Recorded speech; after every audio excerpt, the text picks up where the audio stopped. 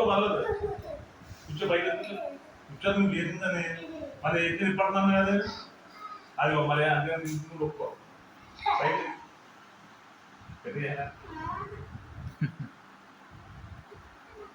నిప్పు లేదు కదా ఎక్కడ ఉందా, ఏం లేదు నిప్పు గట్ట ఏం లేదు,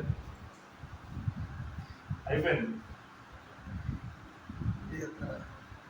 అంతే అయిపోయింది. ఆడు ఇంటికి వెళ్ళిన తర్వాత అయిపోయింది బాధ బాధ ఏం చెప్పు.